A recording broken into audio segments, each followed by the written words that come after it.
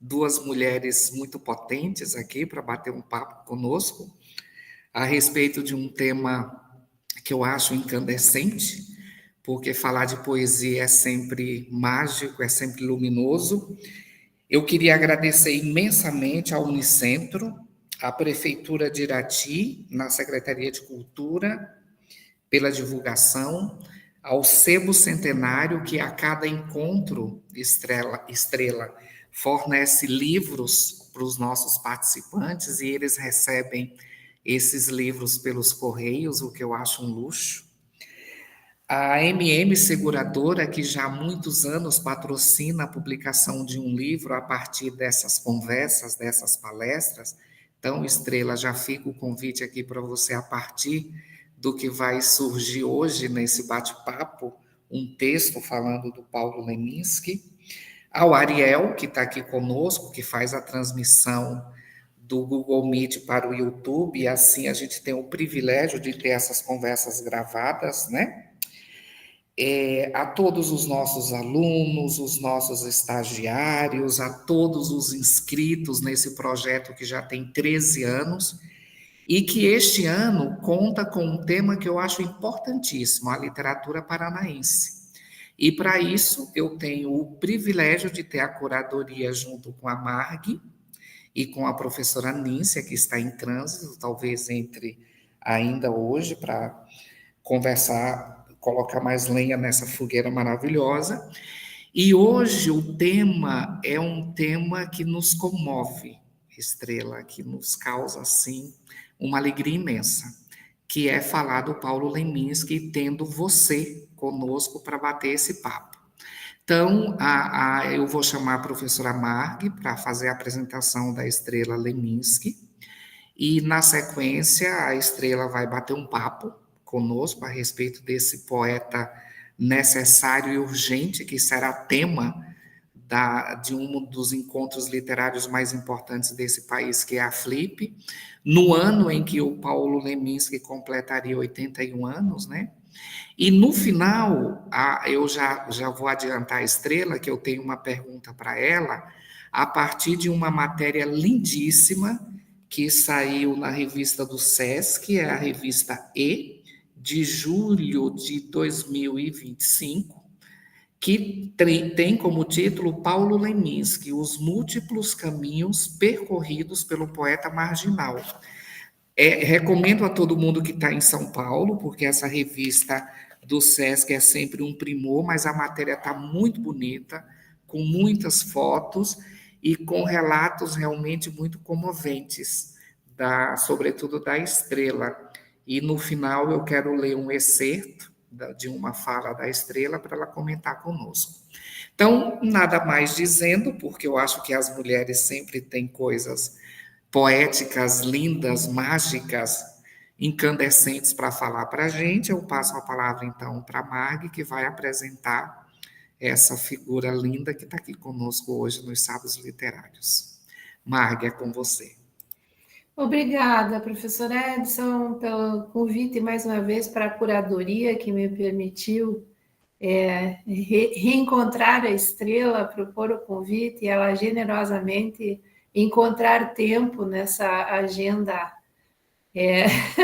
incrível dela, que vocês podem conferir no Instagram, né, Estrela, para estar aqui conosco hoje. Muito obrigada desde já, Estrela. Boa tarde a todo o nosso querido público que está no YouTube. E, olha, o que dizer? É maravilhoso envelhecer, né, do alto lá dos meus mais de 65 anos, vamos dizer quanto? 68 já, eu acho. E ter sido professora, mas além de ter sido professora, acompanhar certas pessoas que fazem carreiras luminosas como a Estrela, né? Eu conheci a Estrela na FAP, na Faculdade de Artes do Paraná, hoje Unespar, fazendo licenciatura em música. Então, desde lá eu acompanho, tenho o privilégio de te acompanhar. Isso foi nos idos do 2000, né? E desde o lançamento do primeiro CD, era na época do CD ainda.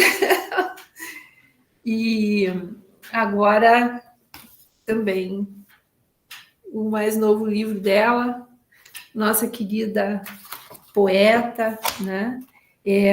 Compositora e cantora, não vamos esquecer disso. Mas também professora, já que fizeste licenciatura, né? A Estrela também tem 2 livros de poesia que foram lançados, né? E 4 discos. E ela tem mestrado em musicologia na Espanha, na Universidade de Valladolid.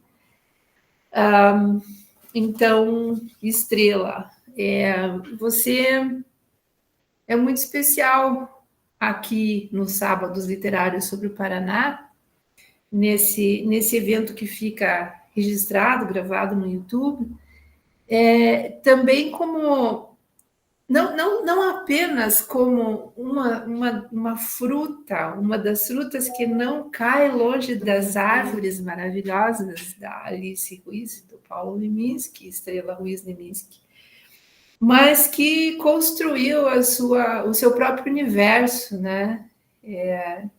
Seu universo brilhante e luminoso. Nem vou falar constelação, porque é pouco. Muito carinho por você. Obrigada mais uma vez, e nós queríamos ouvir sobre o Paulo, mas eu queria também falar um pouquinho do seu lado criativo, artístico, musicista, além de poeta. Fica à vontade. Ai, amada, pois é, né? A gente tem essa história, e eu sempre fui muito tua fã, e confesso até que acho que tem um aspecto que eu acho que eu sempre, assim, partindo de mim, né? Mas não tô deixando de falar dos 2, né? De Alice Ruiz e Paulo Leminski nesse momento, que é essa vida ambígua entre a música e a literatura, né? E acho que você também foi muito responsável para eu não esquecer na faculdade de música de que o universo literário era uma coisa assim que eu podia ser a professora de música, assim, né? Que fosse a musicista, que a literatura e toda a reflexão, o pensamento, o universo semiótico, a simbologia sempre vai estar nas minhas indagações e nas camadas todas narrativas, assim. Eu acho que tudo parte muito dessa minha curtição dessa fronteira mesmo. Acho que para mim sempre fiz essa brincadeira, né? Que eu curto de livros sobre música e música sobre poesia, né? Música de poesia e livros sobre música, enfim. Para mim, tudo isso sempre foi uma questão, e assim, até o mestrado em Valladolid foi.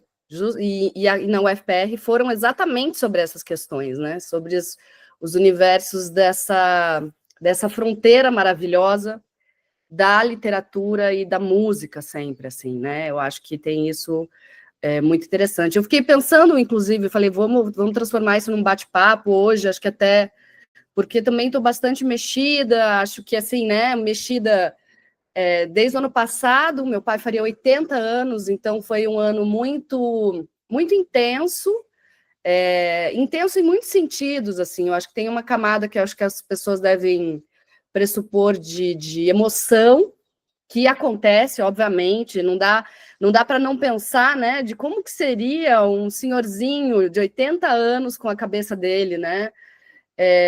Mas também uma camada também de muita, que eu acho que talvez seja uma coisa interessante de se pensar, já que a gente está falando de arte paranaense, que é uma perspectiva até de bastidores, de produção, né? Porque quando as pessoas me perguntam assim, né, como é que lidar com tudo isso, tem as minhas camadas do divã, minhas camadas emocionais, as camadas familiares, as camadas que ficam para os almoços de domingo aqui, né? Mas tem também um aspecto que sempre me instigou, desde a faculdade de música, que é o lado de gestão de carreiras, que eu acho que é uma coisa que é muito interessante, que acho que as pessoas percebem hoje, por exemplo, né, acho que eu até comentei numa entrevista ontem, que é isso, assim, né, meu pai se autodenominava o louco do bairro, aí depois ele virou um grande poeta de Curitiba, até virar um grande escritor paranaense, e hoje ele é um dos maiores artistas do Brasil, ponto, um dos maiores artistas pop do Brasil. Então, assim, esse crescimento dele, essa perspectiva, eu acho que tem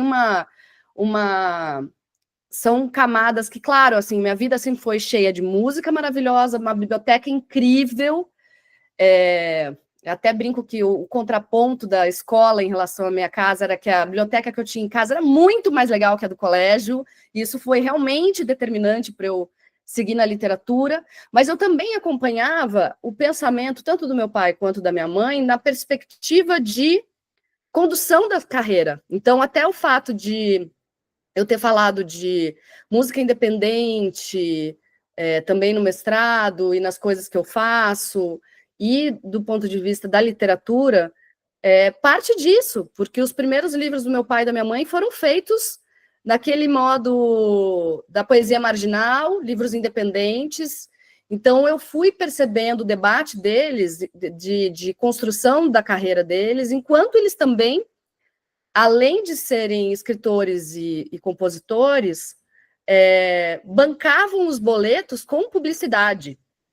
E eu acho que isso tem muito a ver com os tempos atuais, uma vez que todo mundo fala que a sua carreira está sendo construída no Instagram, de como que se divulga, como é que se... Né? Hoje em dia é meio natural a pessoa, além de ter todo o trabalho de construir, né, todo o seu disco, ou fazer o seu livro de poesia, ou escrever seu romance, ter que pensar como que ela vai aparecer, né? Como que ela vai acontecer.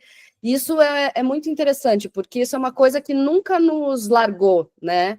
Então, obviamente, depois que meu pai faleceu, a minha mãe era a pessoa que conduzia isso, até porque eu tinha 8 anos só, minha irmã tinha 18, e a minha mãe não só tinha essa noção toda do mercado editorial e condução do pensamento, do que se fazer, como é a pessoa que estava ao lado do meu pai enquanto ele construiu a obra toda dele. Até o último livro, ele estava lá, mesma distância, ele morava em São Paulo, ele ligava para ela para perguntar, olha, você acha que esse poema entra no La Vie en Close ou não?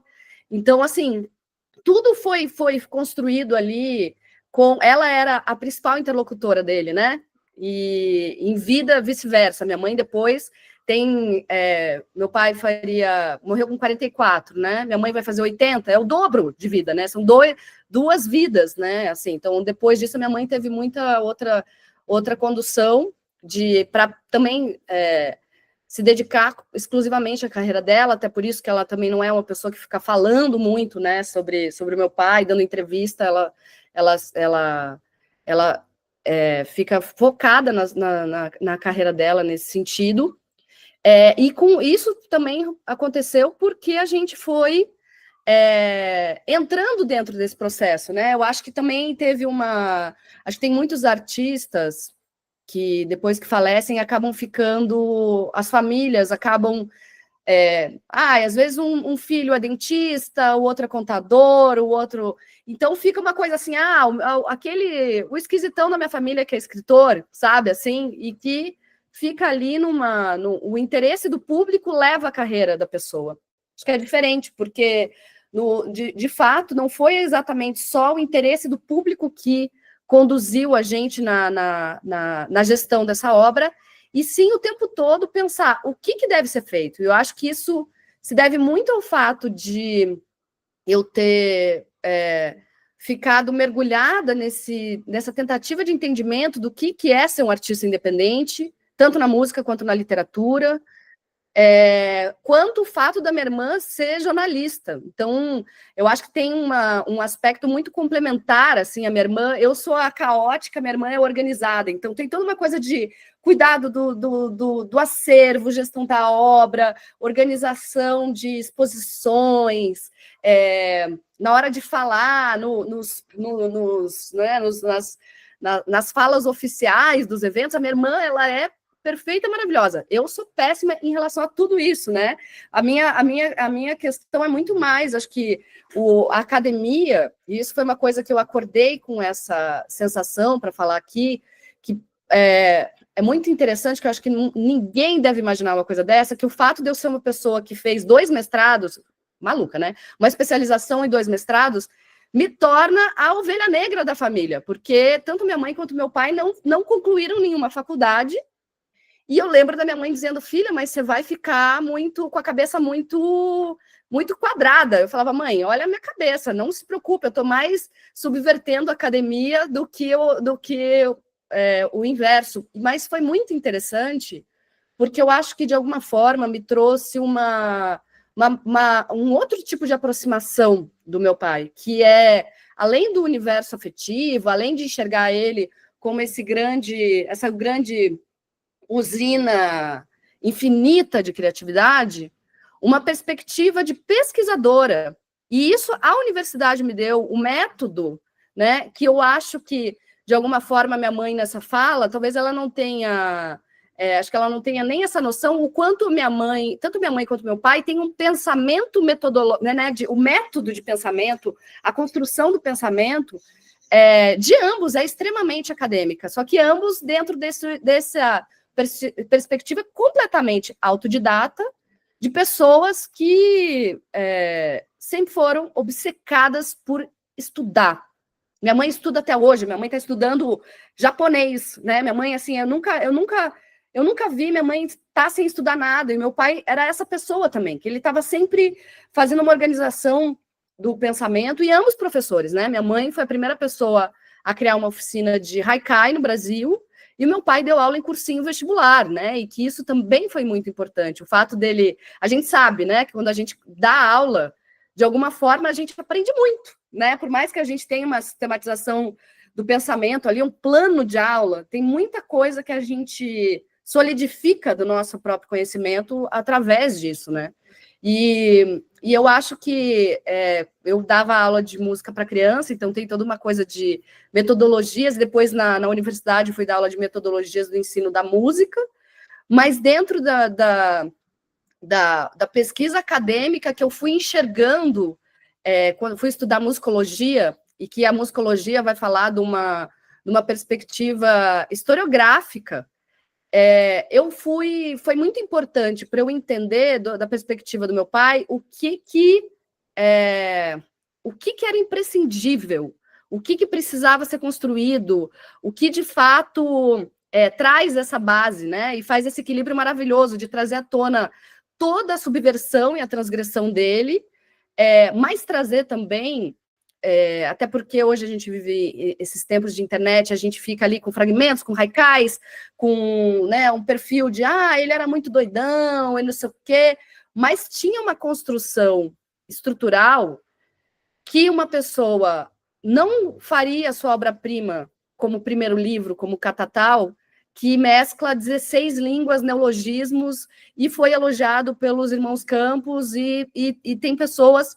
Assim, eu posso contar nos dedos quem efetivamente leu de cabo a rabo Catatal e entendeu. E esse é o primeiro livro. Então, assim, existe uma camada, eu sempre falo que meu pai é essa grande conciliação de opostos, né? Então, assim, claro, eu acho que sempre uma pessoa vai poder enxergar ele de uma perspectiva unicamente como um cara muito louco que falava coisas muito geniais e muito legais e, ao mesmo tempo, muito subversivo e muito pop.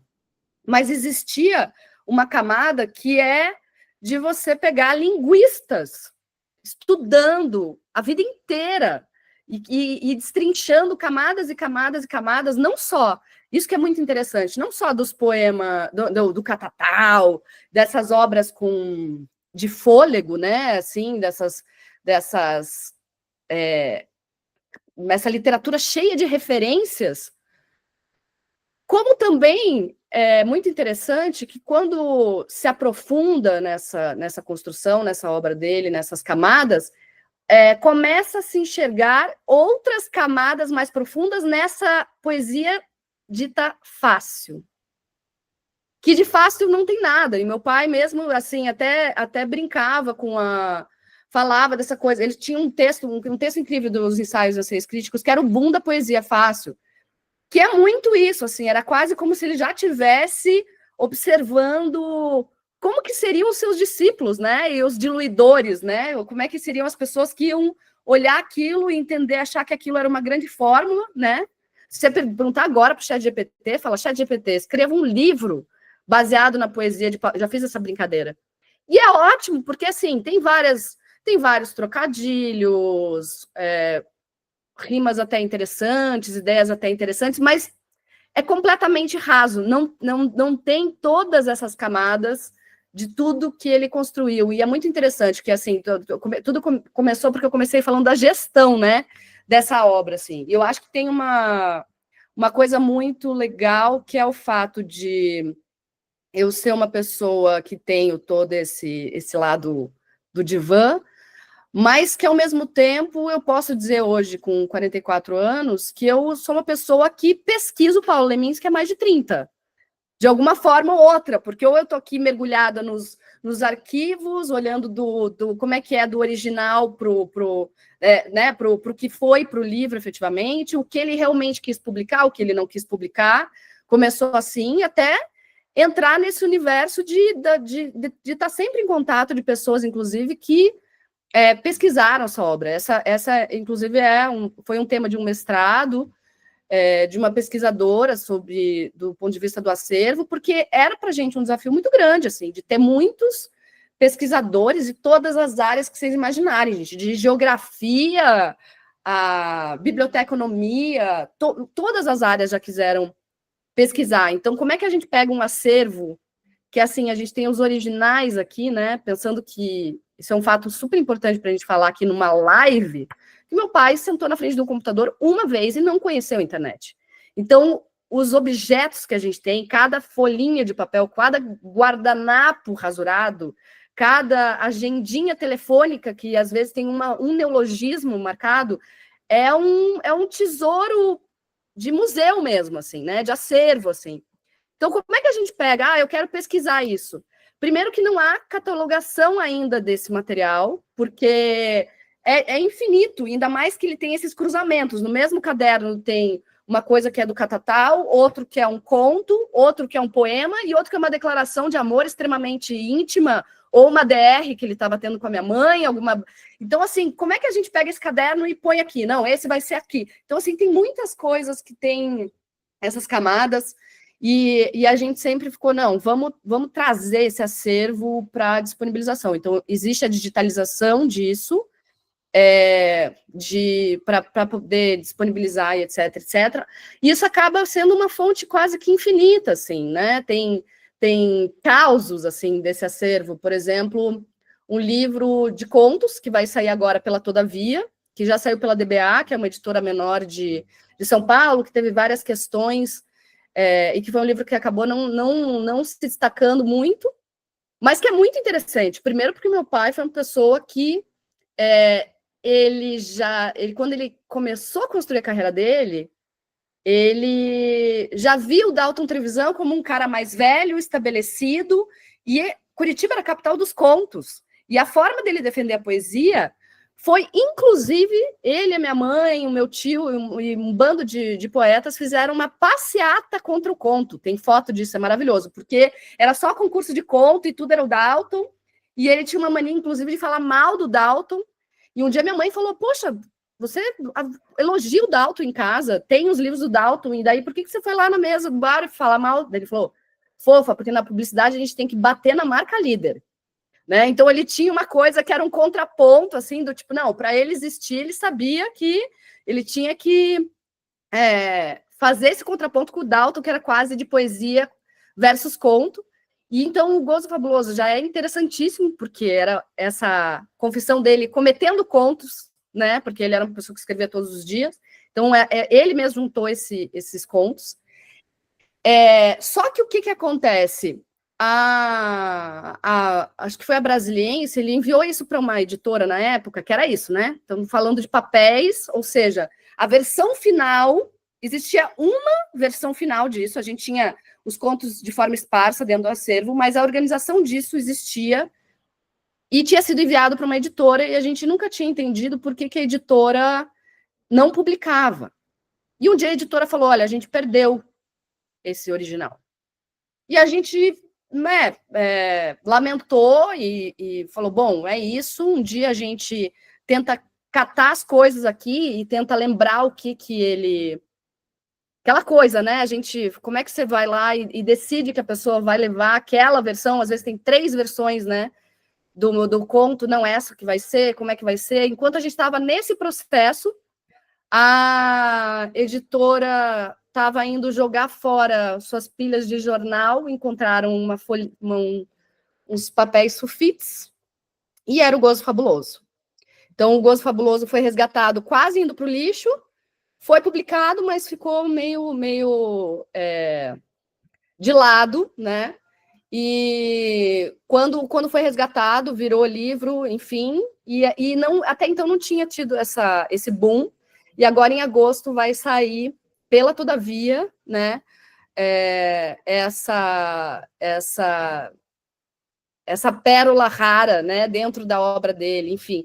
Então, e é isso, assim, né? Parte disso de eu parar lá e falar, DBA, falar, olha, a gente está aqui com o resto, o que vocês acham? E eu lembrei de toda a história da Todavia, o André Conte saiu da Companhia das Letras, acompanhou isso, o Joca Terron, que foi o cara que fez na época, também, amigo. Eu falei, gente, eu vou ligar para a Todavia, né? Então tem todo um bastidor, assim, do momento que a gente está aqui no café, né? Estou aqui na minha casa, né? Que estou vendo a minha sala, estou aqui tomando meu café e eu paro e penso, e se eu levasse esse livro para a DBA? Que foi o que a minha mãe fez com toda a poesia. Porque quando a gente sentou uma vez para tomar um café, para debater exatamente essas coisas. Eu, para organizar o universo musical do meu pai, gravar um CD para as pessoas de vez colocarem ele como compositor e não só como letrista. A minha irmã, desesperada com o acervo, porque tinham esses pesquisadores, e a minha mãe falou, olha, a poesia do Paulo está pulverizada, a brasiliense não está mais querendo publicar tanta poesia, e o Paulo um dia disse para mim, olha, se fosse para ter um livro com toda a poesia reunida, eu levaria para o Caio e para o Luiz. E o Caio era o diretor da Brasiliense quando meu pai estava vivo. E a Brasiliense tinha já se transformado numa editora mais voltada para coisas pedagógicas e tal. E aí o Luiz era o braço direito do Caio na época. E o Luiz sai e monta a Companhia das Letras. Então, a minha mãe falou, olha, eu quero levar esse livro para o Luiz, que é quem está vivo e tem uma editora agora, e quando chega, o Luiz adora a ideia, mas ele fala, vamos fazer uma edição de luxo, capa dura, parará, porque é toda poesia, e minha mãe bate o pé e diz, não, vai ter que ser um livro acessível, eu quero que estudantes tenham dinheiro para comprar esse livro, eu preciso que esse livro seja disponível e popular, e ela defendeu, inclusive, as manchinhas, tem toda uma questão do projeto gráfico, porque era isso, meu pai tinha esses papéis que às vezes tinham marca do copo de cerveja, marca do copo de café, respingo da tinta do outro poema que ele estava fazendo. Então, essas manchas estão nas páginas também. E aí acontece esse boom maravilhoso, e que as pessoas falam, nossa, você ficou surpresa? Eu fico pensando assim, minha vontade de levantar a placa do hashtag eu já sabia, porque a gente está não só trabalhando para que isso aconteça, como a gente é muito suspeita, né? A gente sempre viu esse potencial absurdo, né? Assim, meu pai é uma pessoa que chega a me dar raiva. Quando eu li o Gozo Fabuloso, eu falei, chega, já tem o Catatal que é genial, já tem as poesias que são maravilhosas. Eu fui ler os contos, eu falei, cara, que saco! Tudo que o cara faz é bom, entendeu? Não assim, sabe? Tipo, não dá. Sabe? É tudo incrível, é tudo referencial, é tudo maravilhoso, é tudo uma dicção própria, assim. Então, é tudo dentro de uma construção que é feita com esse lugar de muito afeto mesmo, mas também de um certo distanciamento, que é esse distanciamento, que é o que eu estou falando aqui de gestão de carreira, que é um distanciamento de, cara, o que a gente precisa fazer para esse cara chegar mais longe, né? Então, estamos no momento de muitas traduções acontecendo, então, da minha irmã conseguir levar a exposição Múltiplo Leminski para outros países, então já circulou Portugal em 3 cidades, já foi para Madrid, já foi para Polônia, e esse livro em tradução. Então, quando eu comecei falando, né, o louco do bairro, que virou o poeta de Curitiba, que virou o escritor do Paraná e que hoje é um dos maiores artistas do Brasil. Eu não tenho a menor dúvida que o meu pai vai ser um dos grandes nomes mundiais um dia. Porque é isso, assim, ele é uma referência que quando a gente vê pessoas como Mia Couto, como Walter Ugumãe, chegando para a gente, nos procurando e dizendo, cara, esse cara é referência para mim, a gente fala, nossa, a minha referência, né, aquela coisa assim, como é que eu vou fugir se os caras que são a minha referência, a referência deles é o meu pai, né? É uma coisa que se retroalimenta, assim, é um nepotismo com N maiúsculo e com muito orgulho e com muita tranquilidade por conta de toda essa construção que a gente não só acredita, mas que a gente trabalha, continua trabalhando para que isso chegue cada vez mais longe, né? Até a própria homenagem à da Flip, a minha irmã, desde que meu pai faria 70 anos, ou seja, 11 anos atrás, que a minha irmã, toda vez que encontra o Mauro, que é o diretor da Flip, fala, e o Leminski, quando que vai ser homenageado? E ele sempre falava, olha, esse dia vai chegar. Então, quando eles chamaram a gente para uma conversa em fevereiro, a primeira coisa que ele disse foi, ele abriu e falou, Áurea, o dia chegou, né? Então, assim, tudo é, sim, uma construção de bastidores, assim, e eu acho que isso até é interessante falar sempre, para não parecer que tudo é uma grande coisa espontânea, né? Assim, tudo aconteceu, assim, de maneira espontânea. E não é bem assim, né? A gente está falando de literatura paranaense aqui nessa live e nesse ciclo, e é importante lembrar que a gente tem grandíssimos nomes, a literatura paranaense é realmente muito rica, né? E a gente tem nomes que com certeza mereciam estar com um espaço muito maior, que a gente sabe que muito disso é porque não estão no eixo, né? Que a gente tem Lucy Colin, Jamil Snedge, né? O Dalton Trevisan, agora que está assim, né? Vindo para o Panteão. Então, assim, Helena Collodi merecia ter muito mais espaço. Enfim, são muitas coisas que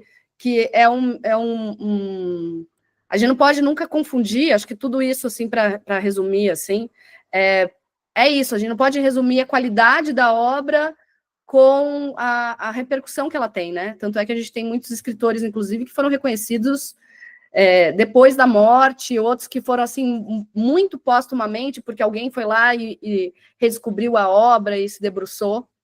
Então, é isso. Eu estou aqui divagando, na verdade, abrindo uma conversa, porque eu acho que tem muito a ver com esse ambiente acadêmico que a gente está, né? Porque aquela coisa, a gente está lá catando as referências, as regras da BNT, e, cara, é impressionante como isso tudo... eu sempre penso assim que nunca é em vão. Essa construção de pensamento, essa sistematização de pensamento, no meu caso, repercutiu até para uma organização de uma obra de um Paulo Leminski. Então, a gente tem que entender que isso é para a vida inteira mesmo, e isso nunca é em vão, assim. Eu xinguei muito as regras da BNT, tá? Eu questionava tudo na época, mas hoje eu entendo, eu faria tudo de novo do jeito que foi, eu acho que tem que ser do jeito que é mesmo, assim. Eu acho muito, muito, muito rico. Eu sou uma pessoa que ama, inclusive, ler dissertações dos outros. Aquela coisa, né? Nem tua mãe vai ler a tua dissertação de mestrado. Cara, tua mãe não vai, mas eu vou, sabe? Se me interessar, eu sou do tipo que vou ler sim, porque me interessa. É isso, gente, vamos conversar. Tô aqui já divagando. Sorte nossa que você fez as pazes com a BNT e publicou coisas, inclusive sobre seu pai, né? E escreve e tem esse olhar sistematizador também, né? Você consegue, enfim, organizar um pouco melhor a obra para nós, talvez as obras, né? Você falou, Estrela, aqui, primeiro, eu tenho várias perguntas aqui. Sobre a digitalização, você disse que está encaminhada. No evento da Biblioteca Pública, quando eu encontrei a Áurea, ela falou que ainda estavam com problema de patrocínio. Vamos aproveitar para pedir aqui, se não conseguiu ainda. Não sei quem está nos ouvindo, mas como está a disponibilização dessa plataforma? Então, a gente teve uma primeira versão de uma boa parte do acervo, até para a gente, né, não se perder e etc. Foi feita há muito tempo atrás, então, além dela hoje estar obsoleta, assim, considerada para os tempos atuais, ela é completamente em baixa resolução, então a gente precisaria realmente refazer isso. De lá para cá, o acervo aumentou, eu sei que é muito louco isso, mas assim, volta e meia alguém pega e fala, nossa, eu achei isso aqui em casa, eu tenho isso não sei o quê. Imagina, só de música apareceu, eu fui na Abramos e o pessoal do Blindagem tinha um livro, um livro não, né, um calhamaço de letras de música, de parceria do meu pai com o Ivo Rodrigues, muitas músicas inéditas, que não foram gravadas na época, inclusive porque tinham caído no DOPS, na censura. Então, a gente tem assim, coisas que eu não conhecia, porque, né, assim, coisas da época do tempo da ditadura, e coisas que foram surgindo posteriores, e principalmente de organização desse material. Então, a gente precisaria não só digitalizar, mas fazer um sistema de busca, porque dentro desse material, que é o que a gente conseguiu na época, e que muitos mestrados foram feitos, isso, assim, tentativa e erro, indo página por página, por página, por página, e são mais de 10 mil folhas, pelo menos, de coisas, tem matérias, tem dissertações, enfim, tem muita coisa de conteúdo que precisa ser refeito. Então, a gente está, assim, dentro do universo das urgências, o material está bem armazenado, está bem guardadinho, e a gente estava agora com a última urgência que foi sanada, era o espaço físico na Pedreira, porque o que se vivia dentro desse universo internautico nosso é que as pessoas chegam em Curitiba, vêm em Pedreira, Paulo Leminski, sabem que é um nome X, mas não sabem quem ele foi, né? Então, aconteceu da minha sobrinha ir no Arung, que é um evento de música eletrônica, e ela resolveu fazer uma brincadeira e começou a entrevistar as pessoas. Ela tem 20 e poucos anos, assim, 22 anos, e ela começou a entrevistar as pessoas e falando, quem foi Paulo Leminski? Isso, o Arung acontecendo na Pedreira Paulo Leminski. E os jovens de 20 anos dizendo, é o arquiteto aqui do espaço, né? É um desembargador, é um político da cidade. Então, assim, dá essa coisa da gente perceber essa nova proporção do meu pai, né? Foi fazendo também com que a gente sentisse essa necessidade das pessoas terem um memorial, né? Das pessoas terem um espaço assim, de gente pedir para a gente, eu queria ir para Curitiba, eu queria ir num lugar que eu pudesse conhecer ele, e de falar, gente, eu fui na Pedreira e não tinha nada sobre ele, né? E é interessante porque o projeto arquitetônico, que é a coisa mais linda do planeta Terra, é um dos últimos projetos do Jaime Lerner. Então, quando teve o projeto da Pedreira, o Jaime projetou como que seria um espaço, e é muito lindo, porque ele pensou aquele Dora vidro e metal, né? É a característica dele, mas ele pensou um fragmento triangular que parece uma pedra. Esqueci o termo disso, sabe aquela ametista, aquela pedra, quando você quebra e dentro está o cristal, com várias facetas. E é isso.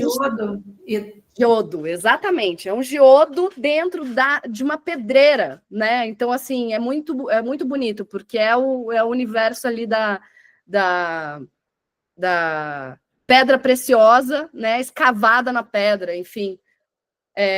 Nessa perspectiva, a gente passou esse semestre todo justamente montando esse lugar que fosse bastante didático, que trouxesse todas essas referências, trouxesse as referências de Curitiba, Então, esse a gente acabou de entregar e estamos indo para Flip. Então, agora no segundo semestre, a gente abre as conversas para as próximas coisas, né? A gente tinha também o Gozo Fabuloso, que a gente queria que voltasse para uma editora, então vai ter esse lançamento e as coisas todas da Flip. Então, a gente vai indo por empreitada, assim, a gente olha e fala assim, qual que é a urgência, né? Mas um dos próximos projetos, sem dúvida, é a digitalização e catalogação do acervo completo em alta resolução, porque é isso, né? Hoje o universo todo é digital e é uma preocupação, né? A manutenção desse acervo. Até foi bem engraçado, porque quando a gente começou na primeira montagem do Múltiplo Leminski, o processo dele foi muito assim, a gente pegou todas as caixas, se espalhou no mundo e começou a olhar em cada área, né? Minha mãe, que foi a curadora master, então ela pensou, cara, vamos ter que ter todas as facetas dele, o jornalista, o publicitário, o escritor, né, da manufatura em casa, o judoca, o músico. Então, assim, a gente foi pegando e tentando catar uma coisa de cada lugar. Quando a gente montou a exposição lá no MON e tal, foi maravilhoso, enfim.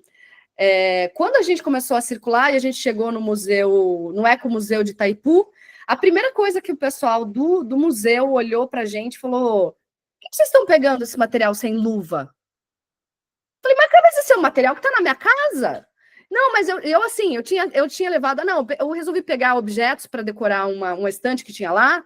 E o meu grampeador da minha casa era o grampeador que era do meu pai. Grampeador, grampinho, sim. E ela, não, isso você tem que pegar com luva. Eu falava, gente, é um grampeador.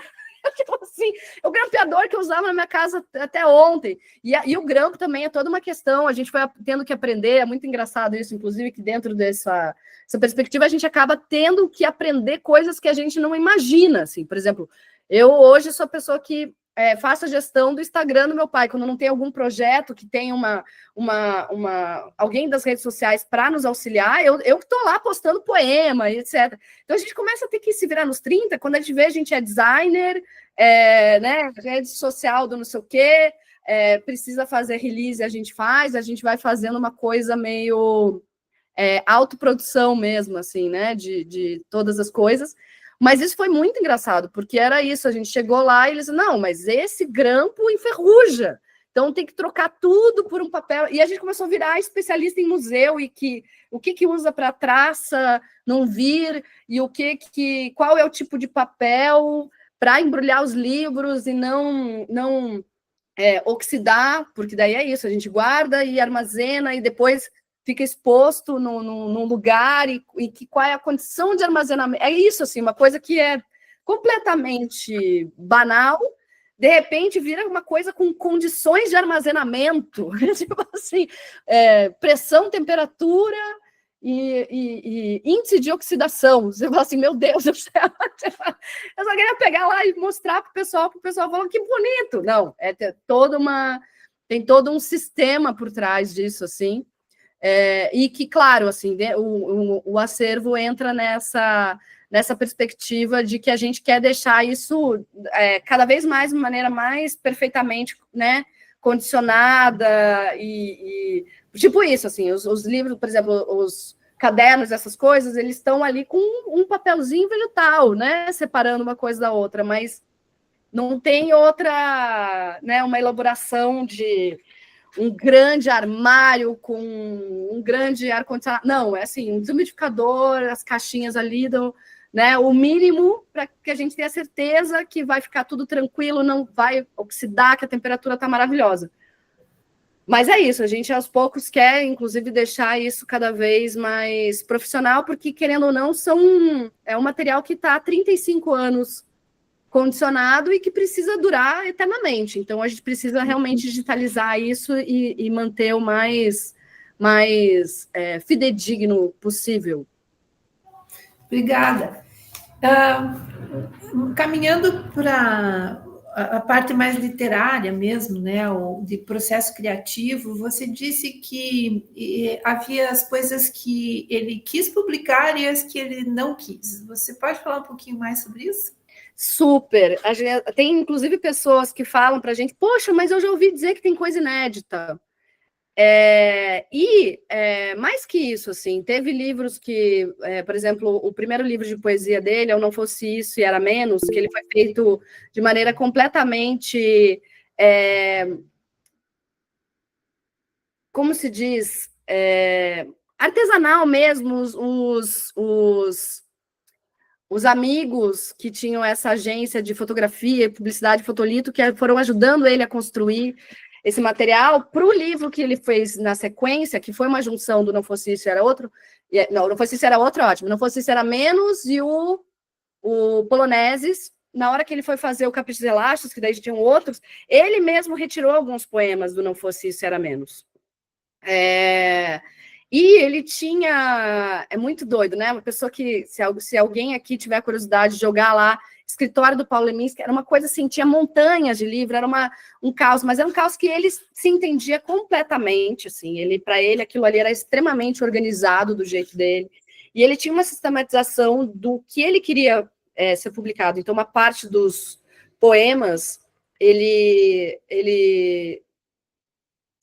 colava, ele datilografava, recortava, colava em cadernos, o que é muito interessante, porque dá essa sensação que a gente tem com o objeto livro de virar a página e enxergar aquele livro ali. Então, tem vários exercícios, né? E ele era uma pessoa que escrevia todos os dias, então tinha coisas ali que ele tinha plena noção de que estavam totalmente prontos, ou de coisas que não, era um exercício para outro, assim. Então, tem mesmo poemas que você olha e você fala, cara, essa ideia ele desenvolveu melhor mesmo no outro poema que ele fez. É a mesma ideia, às vezes tem algumas palavras, e você vê aquilo completamente reescrito de uma forma definitiva, que todo mundo conhece. Mas tem aquele processo lá.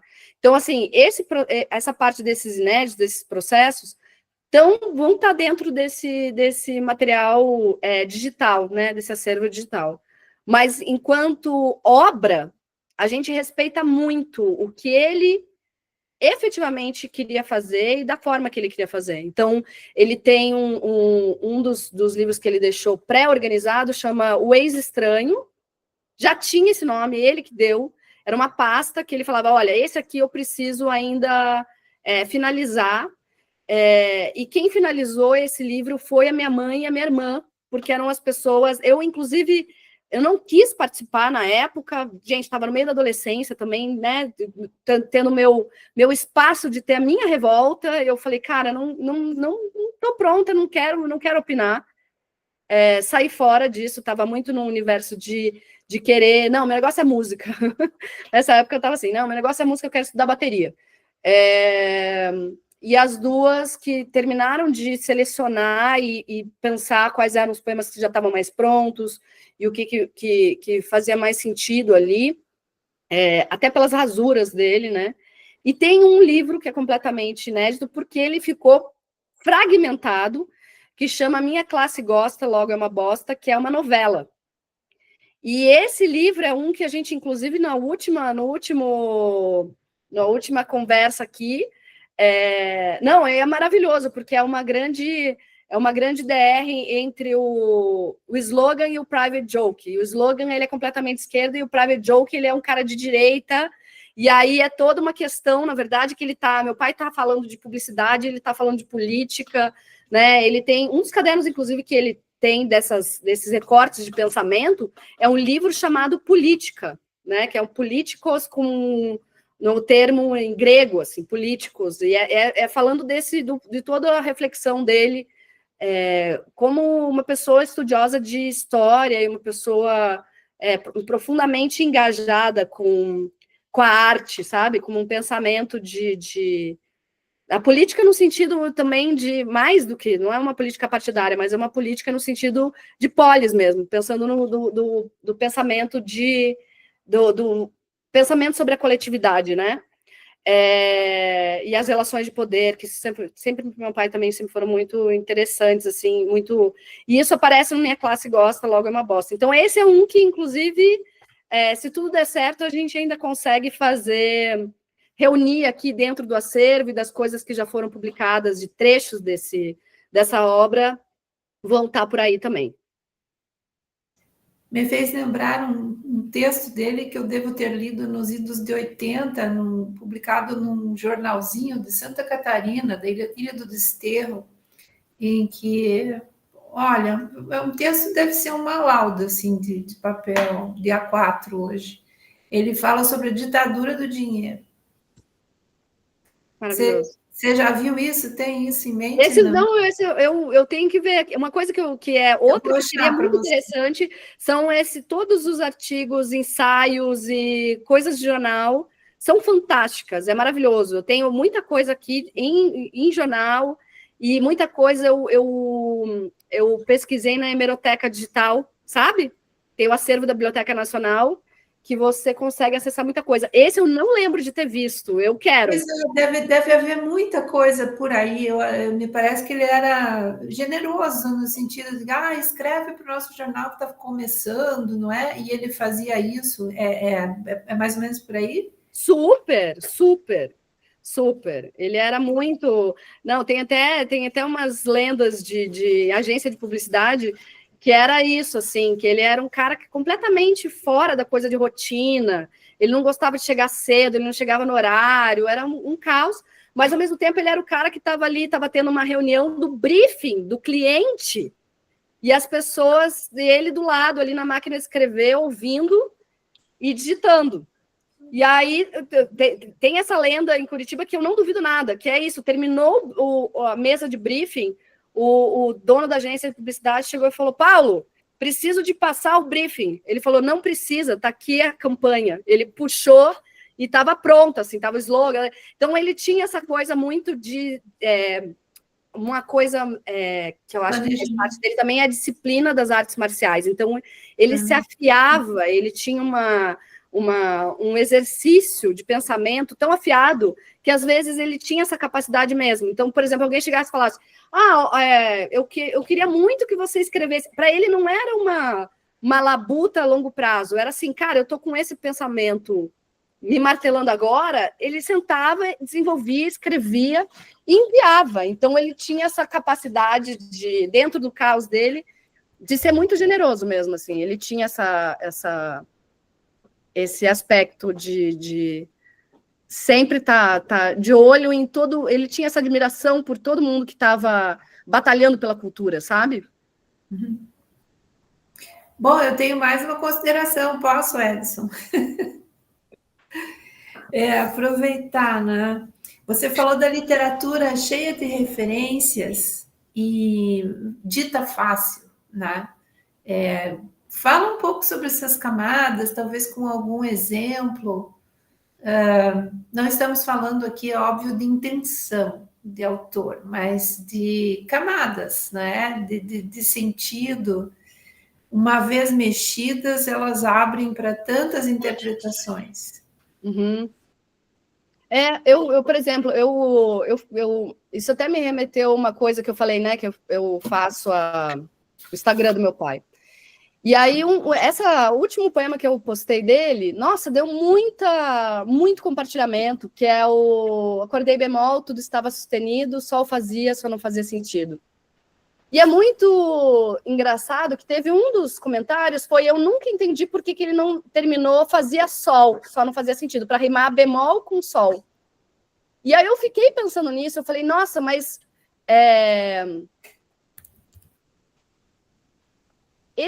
o sol fazia, só não fazia sentido. A ideia dele de ter uma rima interna e trazer o sol com o só, era quase como se fosse ele falava mesmo que ele precisou virar compositor para a poesia dele se manifestar da forma como era. Então, a ideia de trazer uma sonoridade, não pela obviedade da rima, mas sim por uma cadência, por uma ginga mesmo, de sonoridades internas, traz traz muita riqueza, porque realmente não custava nada para ele colocar, né? Acordei bemol, tudo estava sustenido. Fazia sol, só não fazia sentido.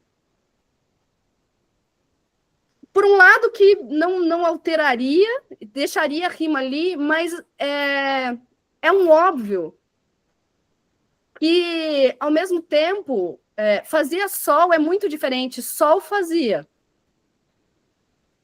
Tem assim, parece uma bobeira inverter, mas muda absolutamente e não prepara para o sol fazia, só não fazia sentido, ou seja, o sol não é suficiente, né? As coisas assim, o sentido das coisas é aquela coisa, a gente olha e fala, cara, eu tenho muito essa sensação, meu, imagina você tá em Gaza vendo aquela destruição e um céu lindo de morrer e azul e aquele mar fantástico, você olha e fala, cara, sol fazia, mas isso não faz sentido, entendeu? Tem coisas na vida que não, né? Como é que desrespeitoso esse dia bonito numa situação dessa? Essas camadas só podem estar num sol fazia. Né? Que é 3, porque fazia sol é 4, em termos do metro, né? Exato. Isso era para uma canção, para uma música ou não? Não, e é engraçado, porque eu olhando acessando aqui os poemas dele de adolescência e etc., dá para ver o quanto o fato dele virar um músico autodidata, um compositor, alterou mesmo a dicção dele. Então, essa sonoridade, né, essa coisa que faz com que, por exemplo, um sarau de poesia tem um dizer muito divertido que de sarau, que diz um Leminski, Leminski fala 1 vem 20. Porque é isso. Se uma pessoa decorou um Leminski, tem mais um monte que decorou. E decorou por quê? Não do ponto de vista de soneto, das rimas, mas porque tem essa... Cada frase é pensada. Cada colocação ali, por mais que pareça simples, né? Não é. Né? É tudo muito, muito colocado e num impacto que se você não pode... Se você troca uma ordem, você altera realmente o sentido, ou seja, isso só pode ser feito por alguém que estava ali muito preocupado não só com o sentido do que ele queria dizer, mas também com a musicalidade, senão não seria também tão simples das pessoas decorarem e terem essa vontade de dizer em voz alta. E isso eu acho que, puxando a sardinha para minha faculdade, isso é do reino sonoro, isso é do reino da música, da melodia. E do reino visual, Estrela, porque, deixa eu ver, vazio agudo, pá, ando meio, pá, cheio de tudo. Você não pode dizer isso sem olhar na página ou em algum lugar, porque existe essa quebra de espaço, não é? Exato. Perfeito. Perfeito. Não, é tudo muito maravilhoso. Muito, muito, muito rico. Essa concisão toda, né, que esse é a ideia do haikai, né? Essa coisa que também... Até uma das perguntas que fizeram em entrevista para mim é do tipo, essa concisão vem da publicidade? Eu acho que não, ele se tornou publicitário porque ele tinha o poder da concisão, né? Porque ele foi publicitário, ele e minha mãe foram publicitários numa época que não existia faculdade de publicidade. Então, se fazia... A publicidade era construída por poetas, por pessoas que eram das palavras e que tinham esse poder de sentido e concisão e precisão, né? Deixa eu passar o microfone para Edson, porque eu nem estou olhando no YouTube, talvez tenha perguntas lá e eu estou aqui. Temos, Marg, temos 8 perguntas, mas eu quero começar com uma em que a Estrela, na entrevista que eu comentei da revista Sesc, a Estrela diz o seguinte, eu queria que ela comentasse, que me chamou muita atenção. A poesia estava por toda parte. nos livros, claro, mas também na forma como ele falava com a gente, nas brincadeiras, nos bilhetes que deixava, nos apelidos, nos jogos de palavras. Como que era viver ladeada por poesias? Olha, é muito doido, porque eu não sei como não é como que é não viver ladeada por poesia, porque era isso, assim, eu cresci com as autorreferências, assim. Então, por exemplo, ele escreveu um romance, que é o Agora Que São Elas, e quando a minha mãe e a minha irmã chegavam do... Minha mãe trabalhava numa agência de publicidade, pegava a minha irmã... Meu pai não dirigia, minha mãe tinha um Fusquinha, ela era motorista. Buscava a minha irmã, então eu ficava com ele em casa. Eu lembro deles... A gente ouvia o barulho do Fusquinha na rampinha ali do Pilarzinho, taca, taca, taca, taca, taca, taca. E aí ele ouvia aquilo e virava para mim e falava: filha, agora que são elas. Que era um modo de dizer, elas chegaram e ao mesmo tempo era isso, assim, né? A casa vai estar cheia e elas são elas, né? A Áurea e a Alice eram essas referências. Então, eram essas brincadeiras, esse misto de coisas que tinham de referências cultas, dele escrever o Guerra Dentro da Gente, que é o Infanto Juvenil, e trocar ideia comigo. Filha, olha só, o Baita vai ser roubado de um circo, o que você acha? Ele vai estar isso, você acha que é legal e tal?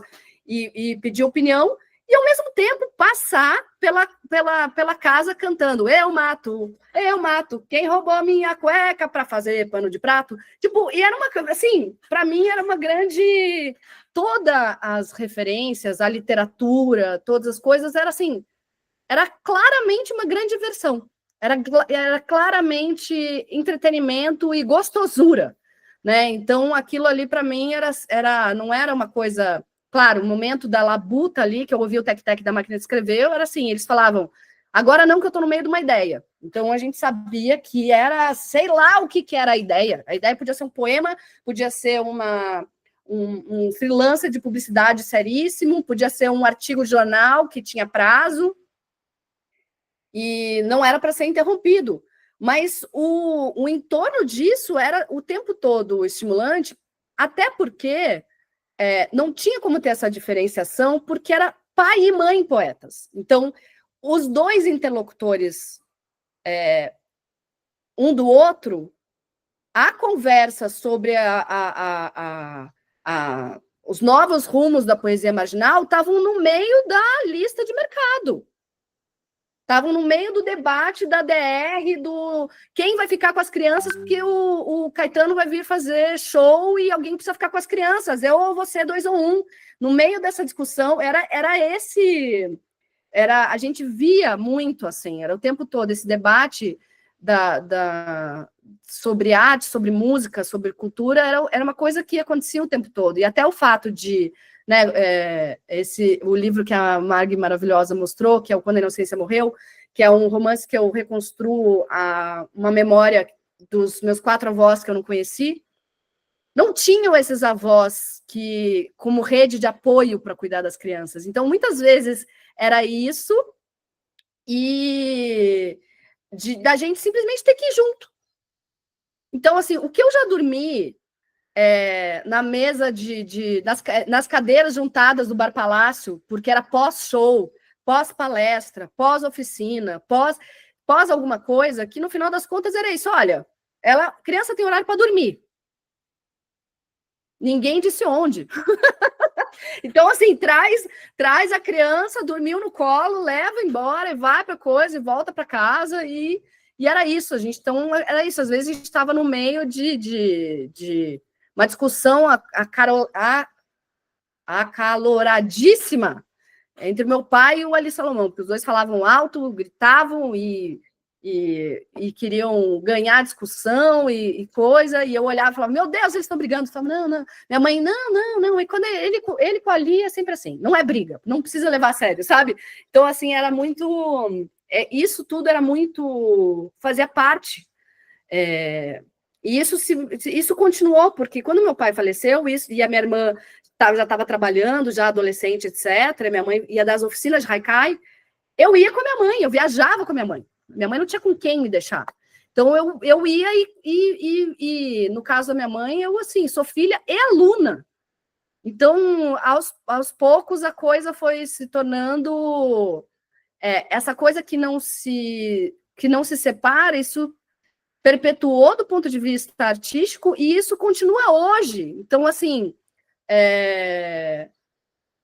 hoje na conversa, né, no grupo do WhatsApp, que tem eu, minha mãe e minha irmã, gente, é uma doideira, porque é isso. E aí melhorou da gripe com...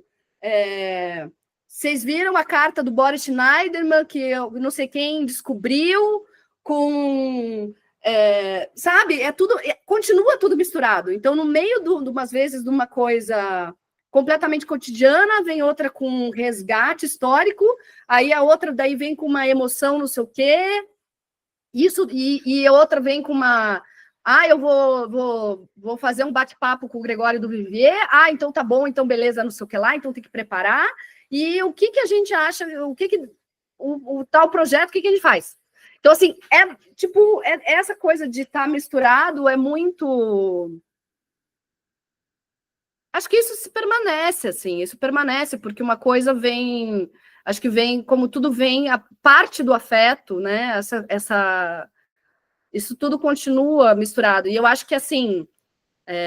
aí o Divan vai me explicar, né? Porque eu sou casada há 24 anos com meu companheiro de trabalho. Meu parceiro musical, né, é também o pai dos meus filhos e a pessoa com quem eu... Então, isso continua, porque a gente continua nessa perspectiva de debater, e também foi meu parceiro acadêmico. A gente, na especialização da FAP, a gente desenvolveu a especialização sobre música independente juntos. Então, todas essas discussões aqui também é isso, a gente senta na mesa do almoço e pergunta para o filho... se ele estudou para o vestibular e emenda com um debate sobre algoritmo e o Spotify, né? Então, assim, eu não sei como não é ser assim. Então, às vezes as pessoas até falam, vou mostrar aqui isso aqui para vocês, gente, porque minha casa, eu não sou a mulher típica, organizada, que não sei o quê. Quando eu falo para as pessoas, quando eu entro aqui em casa, gente, desculpa a bagunça, é real, e eu tenho plena convicção, assim, e tranquilidade de dizer que a bagunça é culpa minha. O meu companheiro, o Theo Ruiz, ele é todo descendente virgem, ele é organizado, o universo dele está organizado. O meu está um caos, porque para mim é um caos, é tudo misturado mesmo, mas dentro da minha bagunça eu consigo me entender, sabe? A estante, a prateleira de livros a literatura brasileira está diferente a poesia brasileira está numa prateleira e a prosa estrangeira está noutra, né? Então, assim, eu tenho a minha organização aqui, mas não me peçam para não ter uma caixa de livros espalhada no lugar, livro no banheiro, sempre vai ter alguma coisa, um elemento que está dentro desse universo de vivência artística mesmo. Ô Estrela, agora eu quero fazer uma pergunta, calma, as perguntas do chat eu vou fazer tranquilamente depois. Eu queria te perguntar o seguinte, você começou a sua fala trazendo um dado muito importante, e aí eu já faço uma pergunta com relação a esse dado e duas com relação ao seu pai. Eu gostaria que você comentasse novamente a importância da biblioteca da sua casa para você. E depois de comentar a importância da biblioteca para você, eu gostaria que você comentasse um pouco o Paulo Leminski, tradutor e professor. Massa, muito, muito, muito legal. É muito interessante porque eu acho que tem uma coisa, claro, que é da literatura que é necessária ser lida, mas para uma criança ler Camões, coitado do Camões, eu sempre uso Camões de exemplo, porque eu acho que também é um exemplo distante, que daí eu não vou ofender nenhum autor nacional, porque eu estou falando muito de uma perspectiva de uma criança que às vezes chegava no colégio e achava a literatura que era obrigatória, muito chata. E na minha casa tinha livros de pessoas que eram inspirados no meu pai, mas que, de alguma forma, também já tinham uma ligação mais lúdica com a poesia, mais verbívocolo, né, visual. Até os livros de poesia concreta eu curtia olhar porque eles tinham bastante referência visual. Então, essa coisa da criança que, às vezes, ela pode não entender o que está sendo dito, mas a imagem tem um impacto, né? Então, tinha uma fruição, tinha uma curtição de olhar aquilo ali, ver como as letras estavam dispostas, etc. E isso, para mim, teve um diálogo muito, muito claro e cruzado com o meu entendimento dentro da minha experiência como professora de música, porque eu entendia, minha primeira aula de música foi dó, ré, mi, fá, sol, lá, si, dó, toca isso na flauta.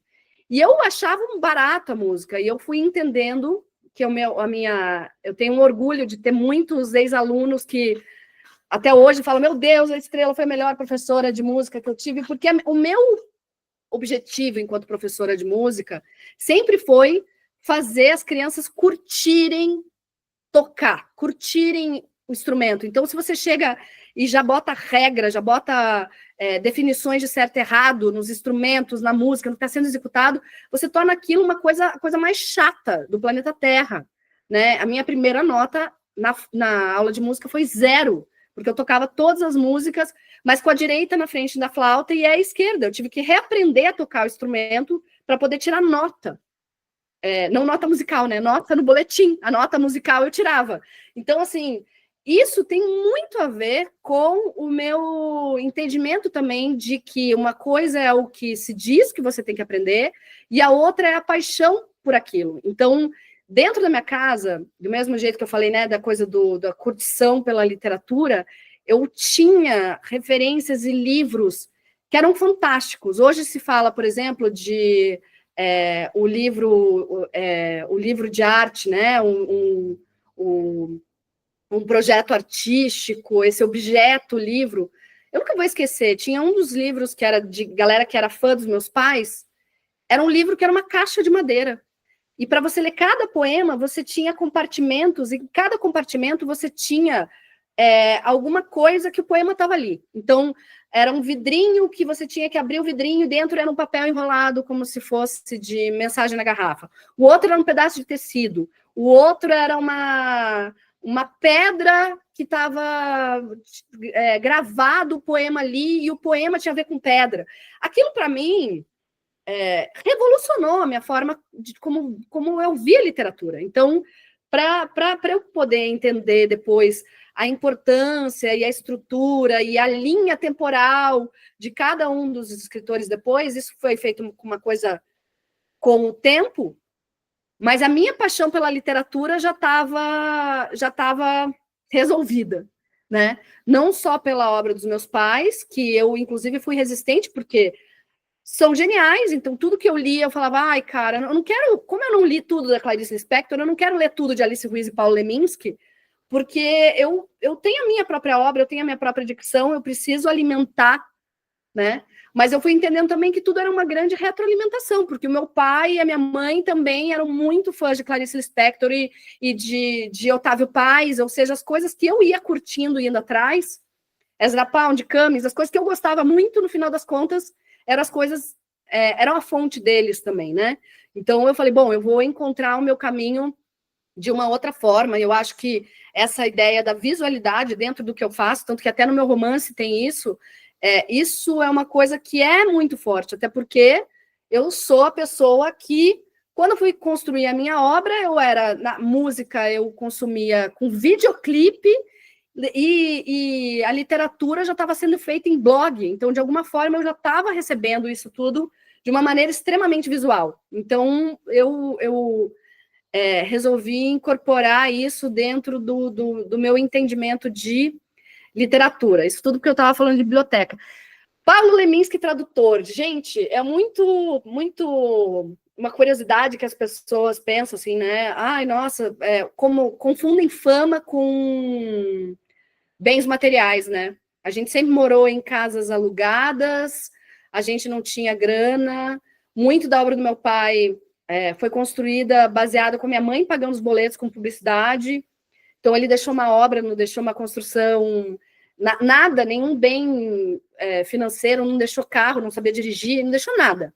Mas ele dizia para minha mãe que a herança era a biblioteca de dicionários e realmente é muito rico, assim. Então, ele tinha muito da tradução, era porque ele tinha esse apuro pela linguagem, não era só, por exemplo, queria entender um texto e pronto, ele queria entender como que aquilo tinha sido construído naquela linguagem. Então, quando ele foi estudar alemão para ler Goethe no original, né? Ele foi estudar inglês porque ele queria ler Joyce e entender cada uma daquelas construções que o Joyce fazia.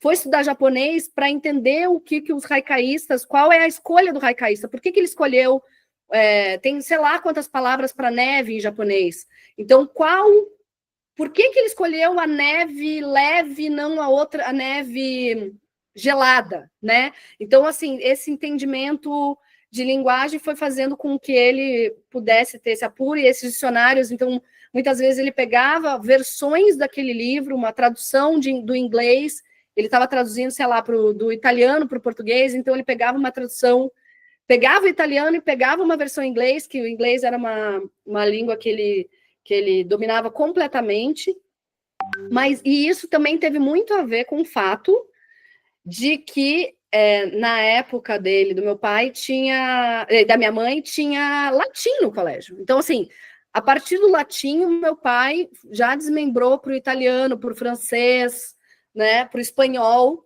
com facilidade. E aí, no Mosteiro de São Bento, que ele se aprofundou muito mais no latim, obviamente, que meu pai quase foi padre, né?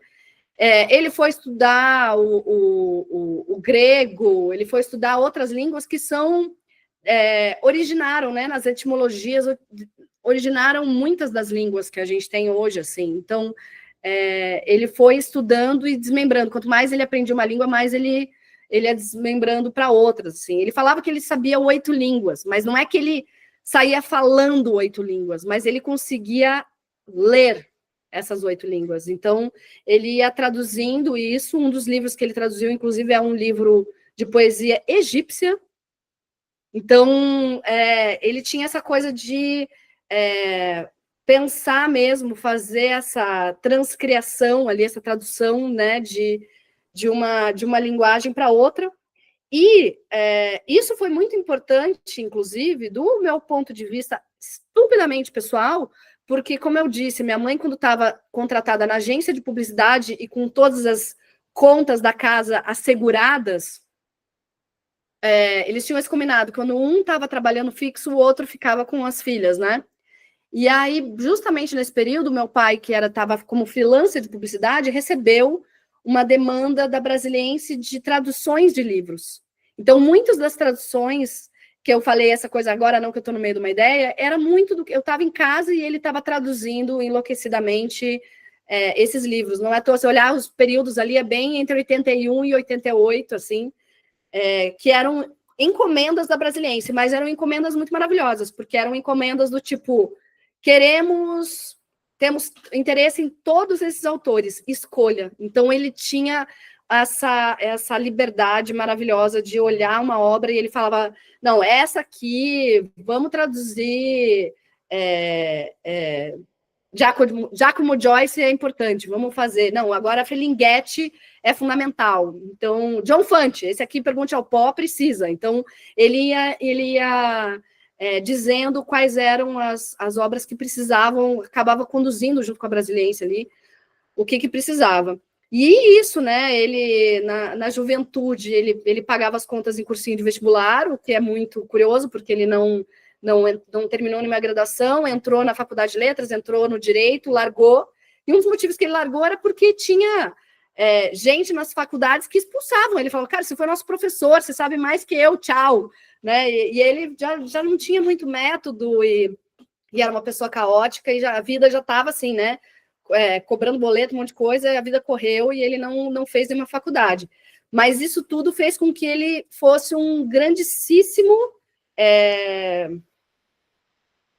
oficineiro, então ele dava oficinas, ele dava palestra, era sempre incrível e genial, assim, ele realmente se preparava muito, assim, como aquela coisa, claro que, né, o plano de aula muitas vezes tinha sido feito em guardanapo de bar, mas existia um plano de aula, né? Existia toda uma estrutura que fazia com que quando ele fosse lá e desempenhasse, ele era completamente genial em tudo que ele fazia. E isso impactou muita gente, né? Foi muito importante dentro das pessoas que conviveram com ele, que passaram por ele, assim.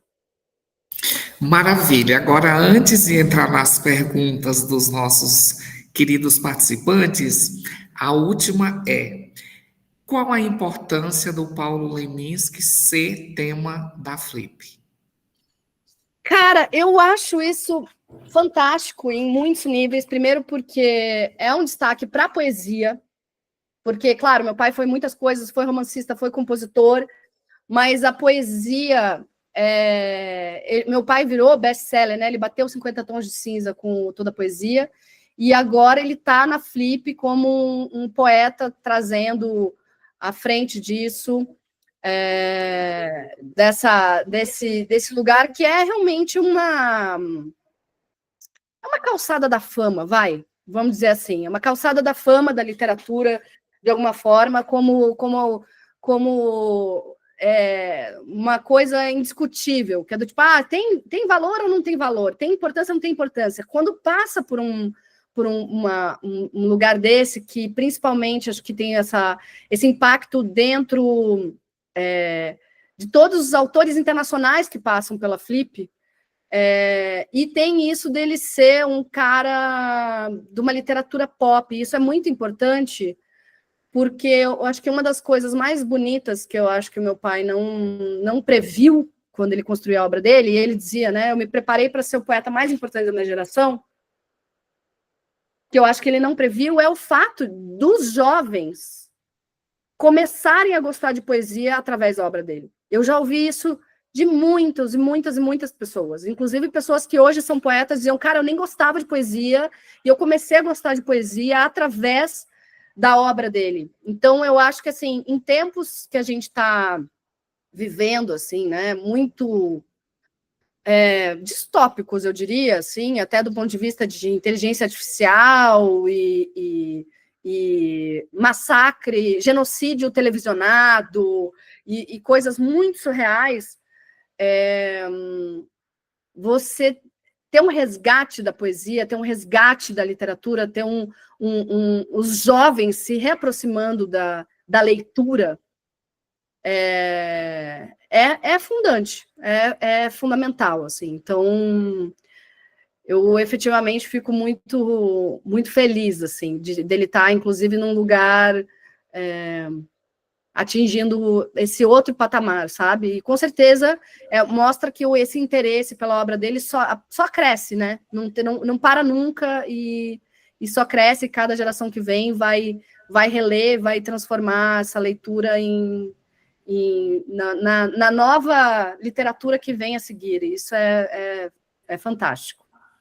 Vamos invadir Paraty, minha gente. Exato. Ô, Estrela, da Elis Regina Basso, ela pergunta o seguinte: como a infância do Paulo Leminski, a relação com seus pais e irmãos, influenciou a obra dele?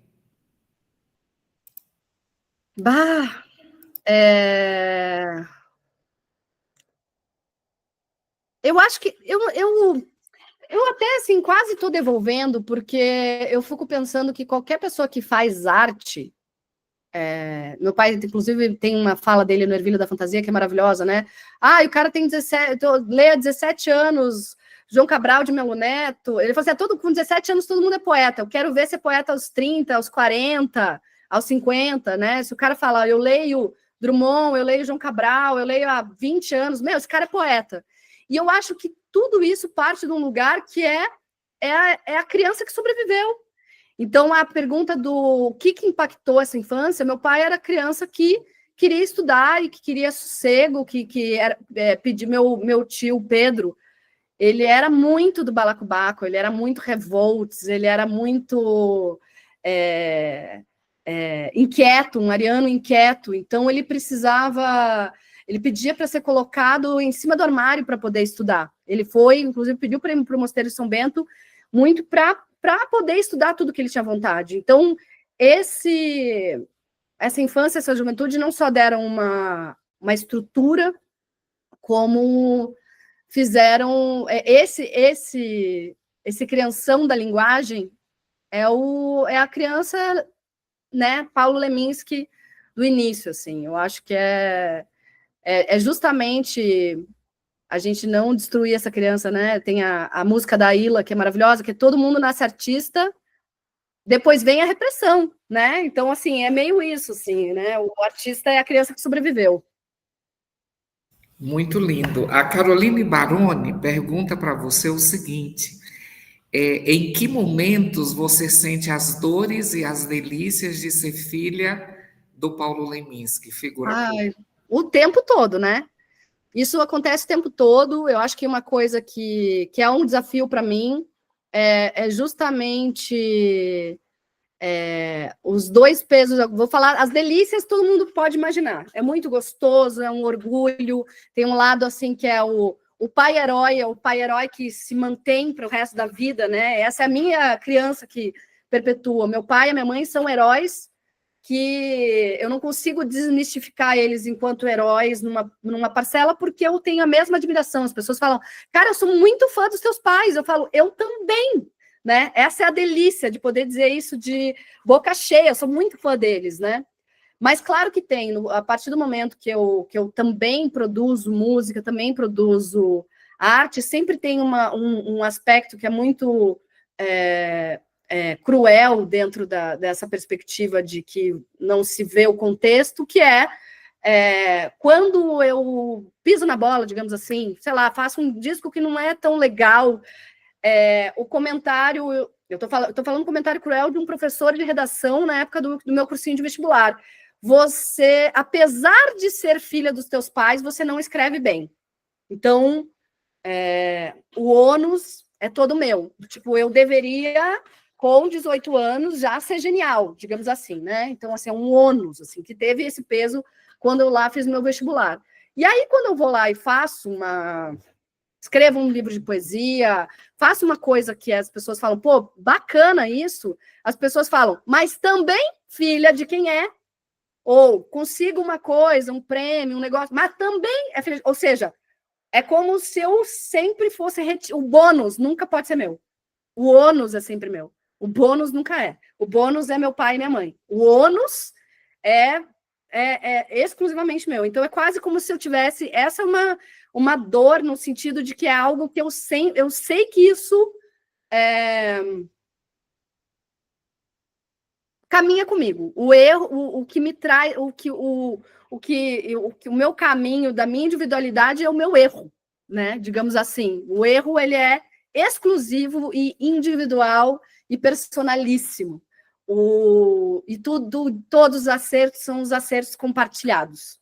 Mas também é isso, assim, né, gente? Também estou falando da Estrela falando de uma dor de 18 anos de idade no cursinho pré-vestibular, agora estou com 44, então eu já entendo isso tudo de uma outra forma, assim. Para mim é tudo, como eu estava falando, né?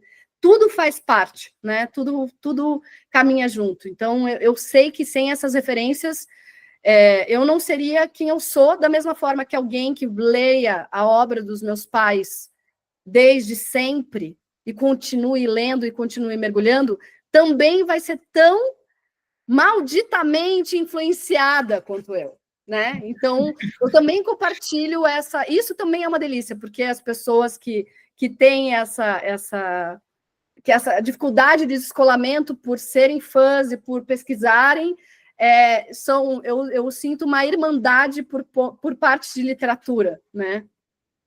Que lindo. Marg, só 3, faltam 3 ainda, calma.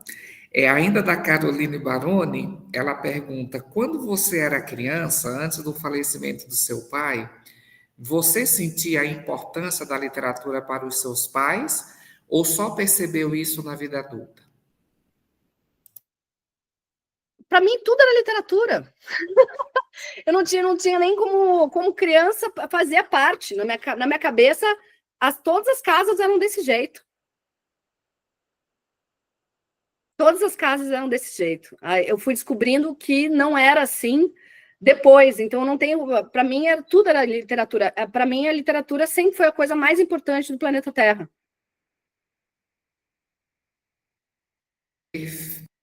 Perfeito. Agora vamos para as duas perguntas do Joel. O Joel pergunta para a Estrela o seguinte: vamos lá, primeira. Como será que é possível trazer para a organização a tridimensionalidade da produção do Paulo Leminski? Eu acho que, nesse caso, a digitalização aí, no caso, é quase o contrário disso, assim. É um dissecamento, sabe? Eu acho que é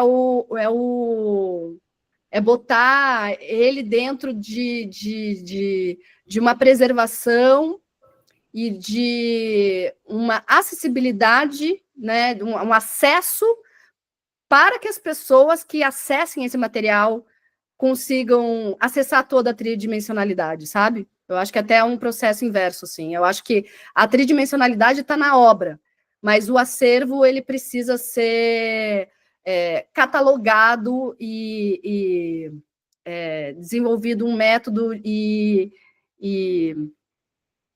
colocado à disposição enquanto fragmentos mesmo.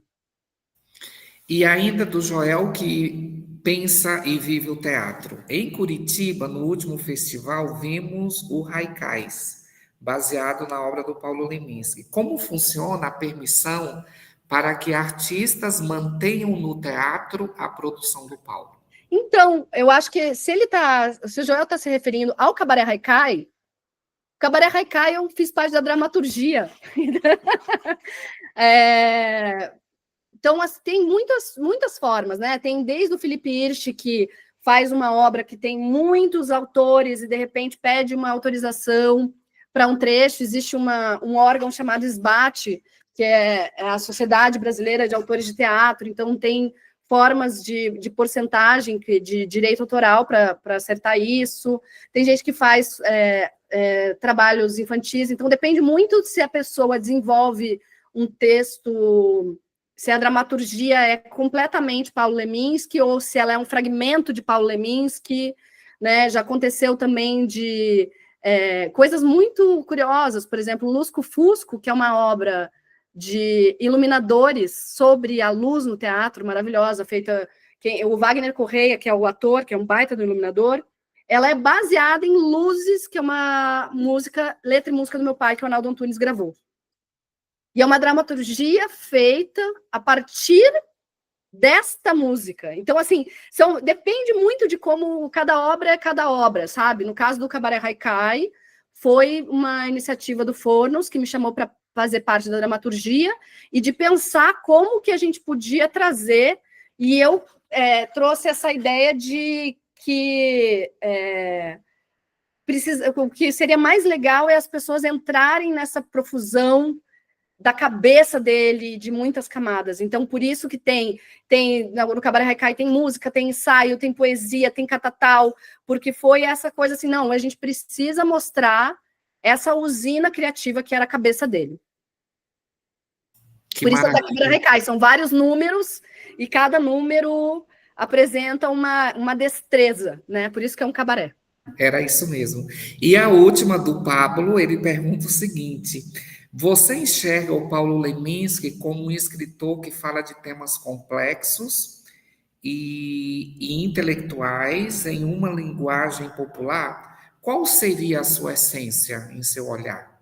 A essência da obra do Paulo?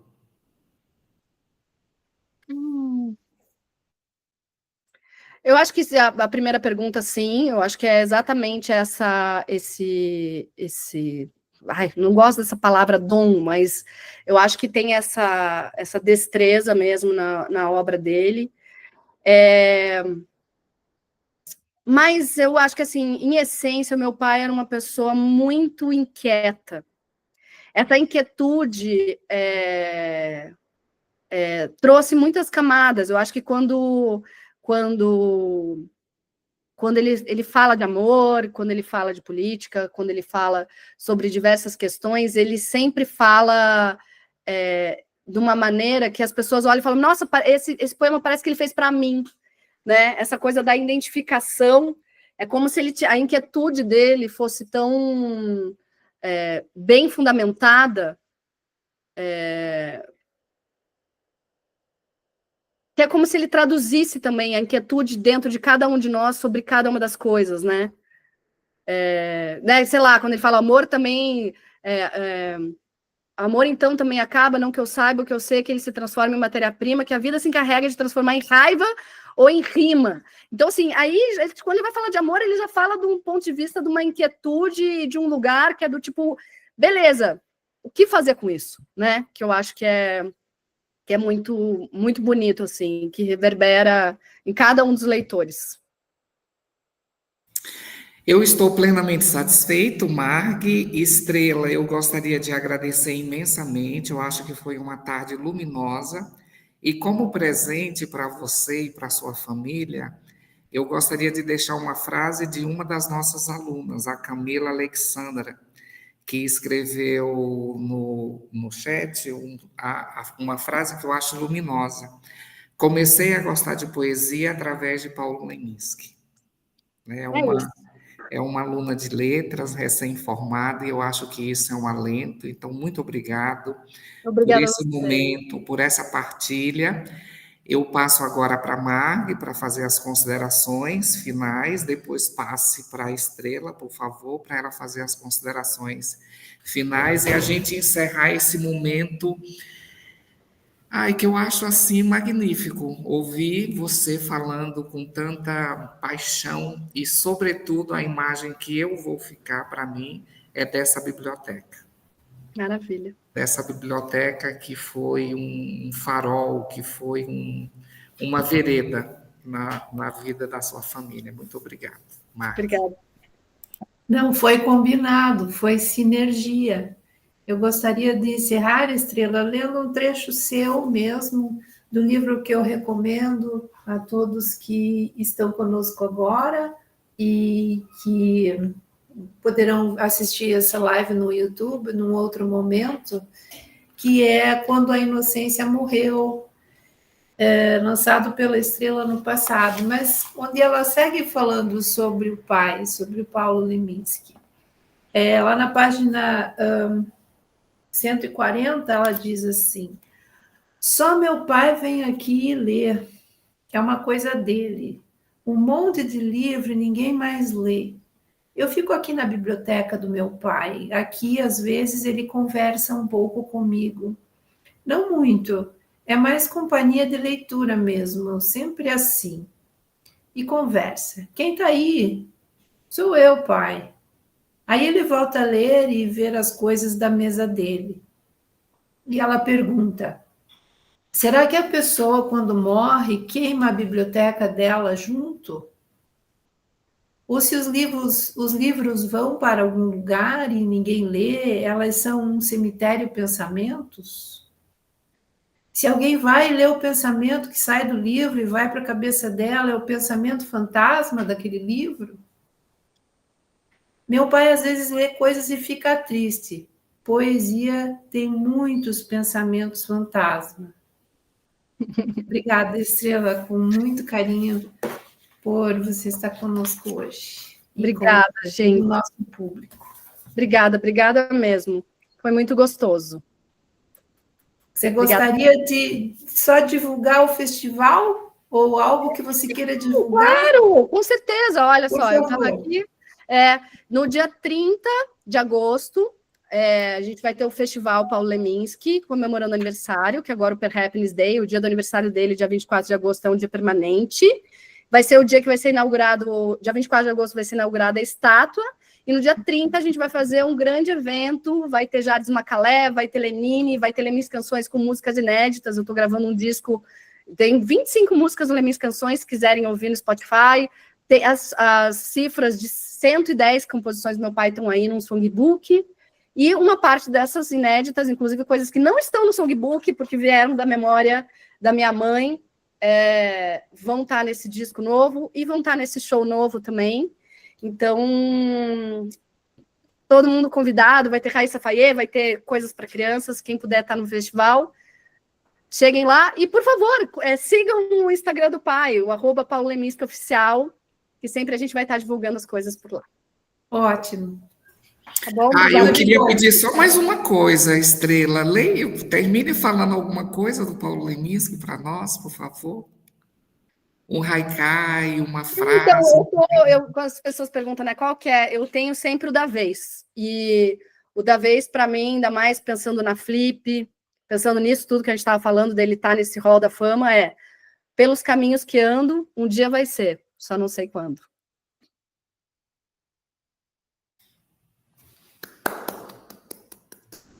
Beijo, gente. Obrigada por tudo, viu? Até mais. Nós que agradecemos. Beijos. Beijos, beijos. Tudo de bom.